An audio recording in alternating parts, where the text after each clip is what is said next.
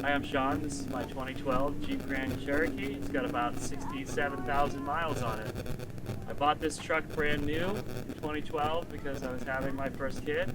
I wanted something that I knew that I could off-road in the future. I've since made a significant number of changes in the last couple of years. I added some bigger size tires. They're 275, 65, 18, which is one size up over the stock. I'm still running the stock rims because I like the way they look, and I don't care if they get scratched. The suspension I changed to Old Man Emu, and I added heavy duty springs and a 2.5-inch lift. So the springs are a lot stiffer than the factory springs were. So that's front suspension. What about rear? That's both front and rear. Ah. So underneath the truck, it's got the full set of Mopar skid plates. I've added Chief Products transmission protection plate and the sump protection plate. On the front of the truck, I've added a Rocky Road nudge bar and a pre-runner skid plate to add some extra protection up front. So I can pretty much drag this thing over anything and not worry too much about the components underneath.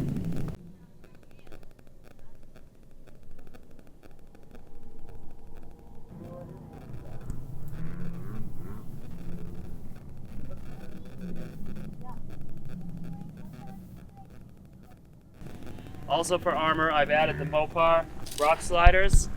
They've taken quite a beating, but they've definitely done a good job protecting my rocker panels. It's alright, pick the side that you like the best. I added a hidden winch mount, so I have a worn winch inside the bumper. Controls are under the hood to make it easy to access. And what bumper is this? This is the Rocky Road nudge bar. And what part of that is factory versus not? So this is not factory. This is still the factory bumper. And then that includes the bar across below that. The bottom below is part of the Rocky Road pre-runner skid plate. So that's separate item than the bumper. Yes, that's separate. But it works together. It's part of it bolts to the integrated hidden winch mount. And what winch do you have? The Warn. So I have a Warn 10,000 pound winch with a synthetic line and a factor 55 flat link on the front. On the roof, I used to be running factory cross rails, and I've recently upgraded to an off-road animal roof rack, which is significantly stronger than the original rails since it moves some of the weight out to the rain gutters. On that, I mounted the LED light bar on the front and an awning on the side. I bought a low-cost awning off of Amazon to save some money, since they work just as well if you're careful with them. On the rear, I mounted a couple of small lights that I bought fairly reasonably priced off of Amazon so that I have some flood when backing up at night. On the top, I have a 2-person tent that I have mounted to the rack.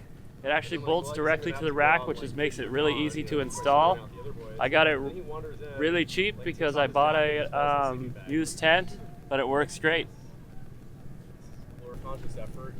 So we use ham radios when we are out on the trail to communicate.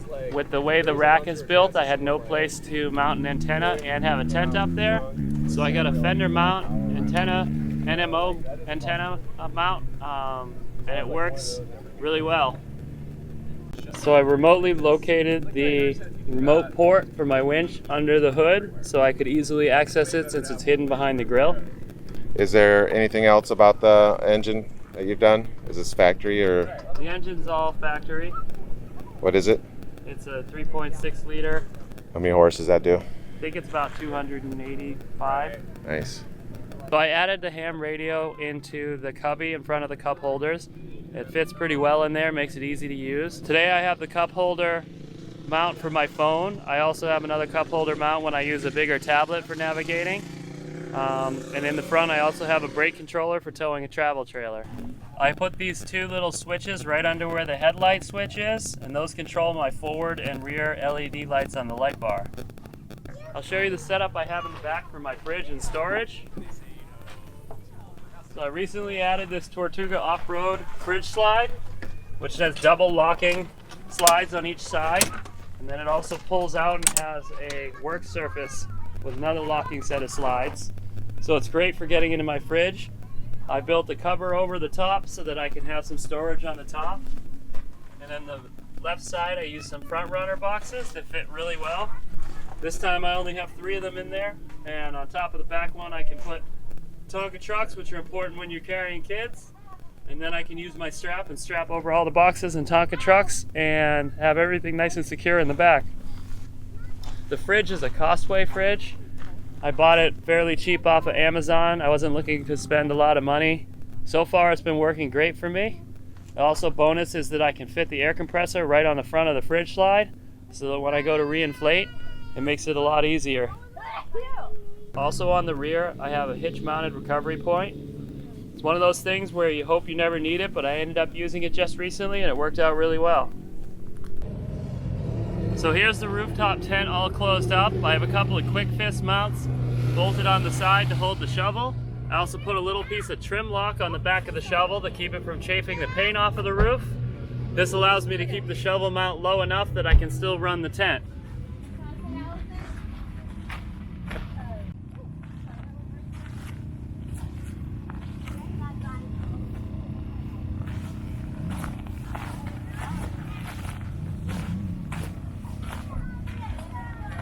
Hey, thanks for watching. If you enjoyed this video, I'd really appreciate it if you hit that like button and subscribe.